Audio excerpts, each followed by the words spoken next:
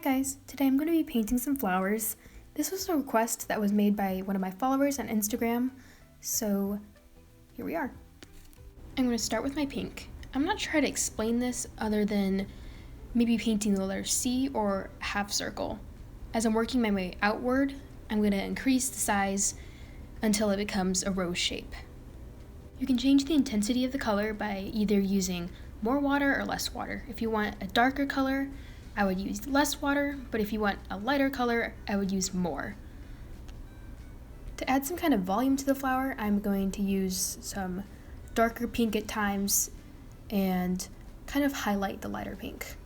You can make the rose as big or small as you want. I'm just trying to make it an average size. So I'm just going to keep adding more to my rose, adding some depth and volume until I like the size, and eventually I'm going to take some red and make another one. Don't worry about making it perfect because no flower is absolutely the same. One thing I've learned from watercolors is that you need to be very patient with them. So if you're going to be doing watercolors, make sure you're not in an anxious mood or angry. Now, if you're like me and watercolors or painting in general just makes you calm down, then you can do that. It kind of depends on my mood. If I'm very anxious, I just don't do good with watercolors. If I'm only a little anxious, it usually calms my nerves down. If you're someone who gets frustrated when things don't necessarily go your way, I would not recommend watercolors for you unless you are in a very patient mood. Trust me, it requires a lot of patience. And I'm going to keep on continuing adding to the rose just so it's the size that I want. And eventually I'm going to take some green and start making the leaves. Now when I'm doing this, I'm going to be taking two different shades of green just to add a bit of texture or, I'm not sure how to explain it. Just add some depth to the leaf. Eventually I'm going to add a couple of more leaves just to even it out, not make it too perfect. And after that I'm going to add some more flowers. Now as I'm painting the leaves, I'm going to try not to make them the exact same size because no leaf is the exact same size. You can pretty much put your leaves wherever you want. I'm just going to be putting them in random places pretty much, so you don't have to follow exactly what I do. Now, as I'm doing that, I'm going to maybe make my next flowers yellow.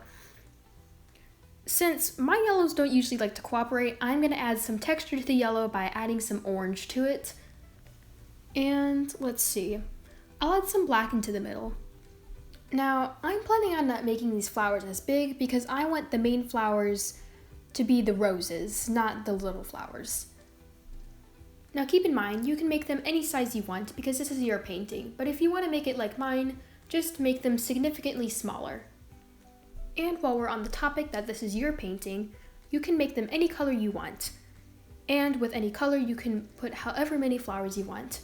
Like, for example, if you want 3 roses or just 1 rose, you can do that.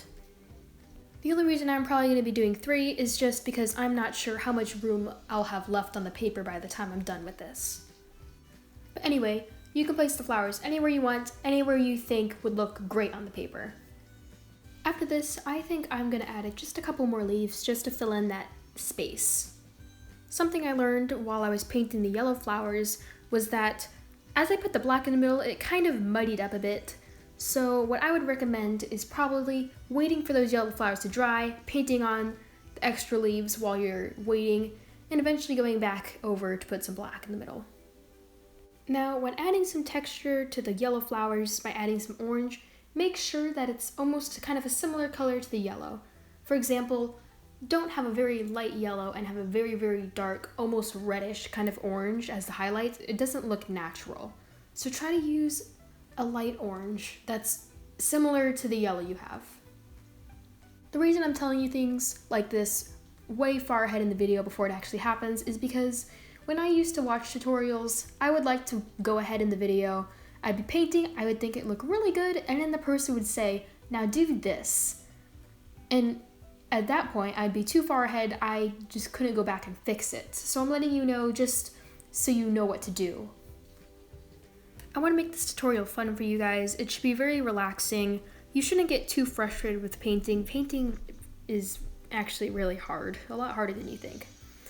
It is pretty easy if you do have a very good video explaining in depth how to do something, or if you're doing a beginner's video.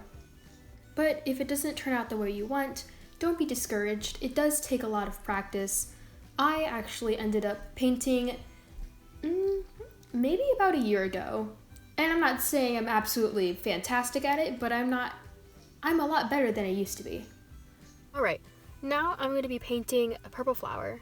The petals, I'm going to be painting them in a triangle kind of shape, and I'm going to put some yellow into the center. As I work my way closer to the center, I'm going to make the petals darker purple just to show some shadows. Okay, now notice how I'm not taking too much time to perfect all the petals by making them the exact same size in the exact same shape. So, just let your hand do all of the work, and don't worry too much about the outcome.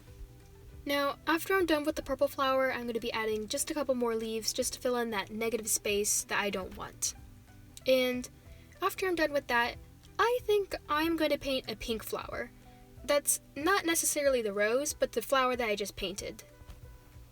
Now, if you're happy with how the flowers look so far, you can either stop or just keep going and adding however many flowers you want. You could either stop at this, or just fill your whole entire page with flowers in no particular form, no particular shape or cluster, just whatever you want. Now, if you're interested in painting some flowers that I have not taught you how to paint in this video, you can mention down in the comments what kind you want, and I will try to make a couple more videos. Or if you want to try to teach yourself, you can always look up on the internet some pictures of flowers that you love, or just flowers you always wanted to learn how to paint, and observe their shape and try to mimic it. If you don't like any of the pictures on the internet, you can always go outside and find some of your favorite flowers or plants and put them into a plant presser. Wait about a week or two, and after that, once they're dry, you can take them out, put it next to your sketch paper or your mixed media paper, whatever paper, and try to draw it out as a reference. Now, if you don't have a plant presser, I used to not have one actually. One thing I did was I took some leaves, I put them between two paper towels, and I pressed some really heavy books onto them, waited about 3 or 4 days, and after that I took them out and they were completely flat. And if you're like me, who's into art journaling, you can also use those pressed plants and incorporate them into one of your pages. But if you're like me, who doesn't mind a little guidance by someone, you can always mention in the comments down below what you would want me to paint, and it could be anything. It could be flowers, plants, or if you even want me to just paint a landscape. Just mention in the comments down below and I will try to get to it as soon as possible. Alright, I think I'm going to be painting one more leaf, and I'll say we're about done.